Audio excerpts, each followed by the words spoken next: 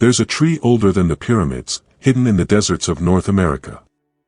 For thousands of years, it fed entire civilizations where nothing else could survive.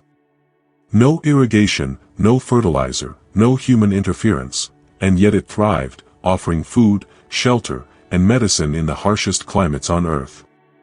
Its fruit tasted like caramel and smoke. Its roots could reach water buried over 100 feet deep. To the people who lived among it, it wasn't just a tree, it was life itself.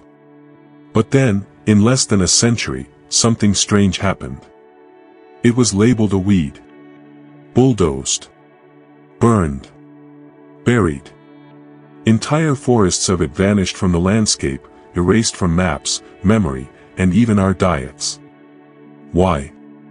Why would anyone erase a tree that gave so much, and ask for nothing in return? Because this wasn't just any tree. It was a threat, not to health, but to empire. And yet, even after centuries of destruction, its roots never died. They waited. Underground. Silent. Until the land itself started calling it back. But here's where it gets even stranger. The same tree they tried to erase might hold the key to our survival today. A forgotten fruit that could replace sugar, heal the soil, and outlast every drought in recorded history. So what is this tree? And why did we try so hard to forget it? What comes next may change how you see food and the future. Beneath the scorching sands of the Sonoran Desert, archaeologists uncovered something that shouldn't have survived. Clay jars, buried 4,000 years ago. Inside, seeds. Not just any seeds, but perfectly preserved pods from the mesquite tree. Still viable. Still alive. These seeds had waited longer than most civilizations have existed. No one wrote down how to store them. No manuals. No machines. Just a memory passed down through generations who understood something we've forgotten. They knew that in a land where corn withered, and rivers turned to dust, this tree would never stop giving. Its roots tunneled deeper than any well. Its leaves endured scorching sun. And its fruit? A miracle of design, naturally sweet, full of protein, loaded with fiber. A superfood before the word existed. The air around a mesquite grove was rich with the scent of honey, smoke, and something ancient. When ground into flour, it lasted for months, no preservatives, no rot, no waste. To the Tohono people, it was our sugar. To the Pima, the Yaqui, and the Seri, it was a staple of life. Every summer, families would gather the golden pods as they fell like rain, crushing them into flour that fed entire villages. This wasn't just survival, it was abundance. And no one owned it. No one needed to plant it. It simply was. And then, the outside world arrived. The mesquite tree didn't just survive the desert, it conquered it. While other crops withered in the heat, mesquite flourished in silence. Its roots reached so deep into the earth that no drought could touch them. Scientists later discovered those roots could store up to 600 gallons of water, enough to endure 10 summers without rain. But it wasn't just a survivor. It was a provider. Its fruit, long, golden pods, were engineering marvels. Each one carried 35% natural sugar, complete protein, and soluble fiber. All in a form that could be eaten raw, baked, ground, or brewed. No processing. No additives. Just pure, functional nutrition. And the taste? Imagine caramel with a hint of wood smoke. Sweet, earthy, and complex. A flavor so rich that when early Spanish explorers tasted it in the 1500s, they wrote of it with wonder. One even described it as tasting like honey itself. But what they didn't understand was that this honey was just the beginning. The indigenous people had known for generations, this tree was not just food, it was resilience. The flour made from its pods could be stored for months without spoiling. It provided steady energy, didn't spike blood sugar, and nourished entire communities through harsh winters and dry seasons. It grew without irrigation, without fertilizer, without needing to be owned or controlled. To colonizers, that was a problem. To the people of the desert, it was a miracle. And miracles rarely survive conquest. For thousands of years, the mesquite tree thrived, untamed, unowned, unstoppable. But then came conquest. In 1535, Spanish explorers arrived in the southwest. At first, they were amazed. They documented the tree's sweetness, the meals it made possible, and the families who ground its pods into warm cakes that lasted all winter. But fascination soon turned to domination. By the late 1800s, a new kind of settler had arrived, ranchers. With them came cattle, cotton, and control. They didn't see a sacred tree. They saw a weed. Something in the way of fences, farmland, and profit. Where indigenous families once gathered mesquite pods like gold, bulldozers now cleared the land. Entire forests were burned to make way for monoculture crops. Trees that had stood for centuries were cut to the ground, not because they failed, but because they couldn't be owned. And something else arrived too, sugar. Refined, addictive, profitable. Colonists brought sugarcane from distant islands, building plantations and mills that turned sweetness into an industry, and a tool of power. Mesquite didn't need irrigation, didn't end oppose, bow to human systems, and couldn't be monopolized. That made it dangerous. So it was erased. But mesquite had been around long before colonizers, and it wasn't going quietly. Because under the surface, its roots were still alive. And what happened next? Even the government couldn't stop it. They cut it. Burned it. Poisoned the ground it grew from. But the mesquite tree refused to vanish. Even when the trunk was severed, the roots stayed alive, deep beneath the surface, waiting. Watching. And when no one was looking, they pushed back. For every tree cut down, 10 new shoots appeared. Stronger.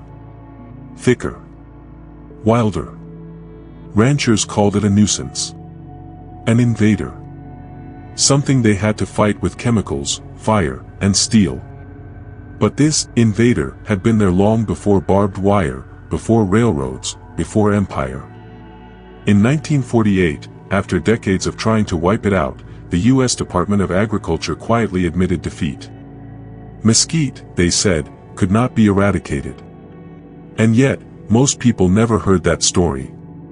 Because the real war wasn't just about land, it was about control. And mesquite didn't follow orders. It couldn't be bought, fenced, or harvested like a factory crop. But while ranchers celebrated their victory, clearing millions of acres for cattle and cotton, something strange began happening. The land started to die. The ranchers thought they had won. They'd cleared the forests, planted cotton, and unleashed millions of cattle onto land once ruled by mesquite. But within 2 decades, that land began to break. The soil cracked like pottery. Rivers dried to memory. Grass disappeared, stripped away by wind and hooves. Cattle, once symbols of wealth, began to starve on dead ground. And then, the weed returned. Mesquite crept back into the ruins, slowly and silently. At first, ranchers tried to fight it off again. But scientists were watching, and what they saw changed everything. Where mesquite came back, the soil changed. Its roots pulled nitrogen from the air, a rare feat, and fed it back into the ground. Its shade cooled the earth, giving native grasses a second chance. Wildlife returned, deer, coyotes, wild pigs, native bees. The desert began to breathe again. By the 1970s, ecologists gave the tree a new title. Keystone species. Not a weed. Not a pest. But the silent engineer of the entire desert ecosystem. While the world cursed its stubbornness, mesquite had been quietly restoring balance, healing the very land that tried to kill it. And this time, people started paying attention. While the mesquite tree healed the land, something else was breaking, inside us. By the early 2000s, sugar was everywhere, and the benefits didn't stop there. 3 times more calcium than milk. As much protein as eggs. All in a fruit that needed no irrigation, no fertilizer, and no industrial processing. One scientist called it the sugar that heals instead of harms. By 2010, mesquite flour was being sold in health stores across the U.S., priced as high as $20 a pound. Chefs in Tucson and Santa Fe began experimenting, baking mesquite breads, crafting smoky sweet ice creams. And just like that, the fruit once labeled a weed, became a luxury. But the real revival didn't come from labs or stores. It came from memory. The revival didn't begin in a lab. It started with a grandmother. In the early 2010s, long before headlines or health trends, a few indigenous farmers and elders across the Sonoran Desert began quietly reclaiming what had been taken, not just the mesquite tree, but the knowledge that grew with it. They called it reclaiming the forgotten tree. Among them was Maria Lopez, a Tohono O'odham farmer. In 2013, she began planting mesquite using her grandmother's method, not from instructions, but from memory. She buried the seeds beside dry riverbeds, trusting the land to remember what it once knew. Within 2 years, her trees were blooming. Golden pods hung heavy on the branches. The air smelled like childhood, like roasted flour, smoke, and warm desert mornings. Maria said it was like waking up in the past, and the future at the same time. And she wasn't alone. Across Arizona and Sonora, seed banks began to form, not corporate labs, but community collections. Elders donated pods saved in jars for generations, some red like clay, others pale gold. Botanists were stunned, over 30 native mesquite species, each adapted to its own desert, its own people. This wasn't a comeback. It was a return. A return not just of a tree, but of language, tradition, food, identity, all carried in the simple act of planting a seed. Because even after centuries of being cut down, called useless, burned to the roots, mesquite had never truly disappeared. It had just been waiting. By the 2020s, the planet was asking the same question ancient people once faced. What survives when everything else fails? Global droughts shattered records. In California, wheat yields dropped by 40%. Farmland cracked open under blistering heat. Rivers that once fed cities turned to dust. Modern agriculture, built on irrigation, fertilizer, and fragile systems, started to collapse under its own weight. And as the world searched for new solutions, scientists turned to the one tree they had ignored for a century: mesquite. At NASA, researchers studying sustainable crops made a stunning observation: mesquite's roots could reach depths of 200 feet, tapping underground water that no other plant could access. It grew where others died. It restored soil instead of depleting it. It needed no chemicals, no machinery, no oversight. One scientist put it simply: it's less a tree, more a lesson in endurance. Governments began to listen. In 2021, Mexico's National Forestry Commission launched a program to replant mesquite across 300,000 hectares of degraded land. Then came Argentina, India, Kenya. Because here's the twist: mesquite isn't just native to the American Southwest. The Prosopis family grows naturally in arid regions across the globe, from South America to Africa to South Asia. The tree once dismissed as a weed is now being studied as a global blueprint for food security. And not because it's profitable, but because it's proven. Because when the farms fail, when the rivers run dry, when the climate turns hostile, mesquite remains. Mesquite was never just a tree. It was a system, a story, a survivor. It stood through conquest, colonization, climate collapse, and still, it grows. For centuries, it was branded a weed, an invader, a nuisance. But all along, it was offering something we didn't recognize until the world began to break. Now, scientists call it a forgotten crop of survival. Governments call it a solution. But to those who never forgot it, it was always sacred. Because every pod, every thorn, every stubborn root carries a message. We were never meant to control the land. We were meant to listen to it. Mesquite doesn't just feed people. It teaches them. It shows us that true resilience isn't flashy or fast. It's quiet, rooted, patient.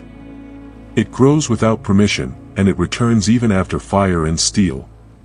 And maybe, just maybe, the future of food doesn't need to be invented. Maybe it needs to be remembered.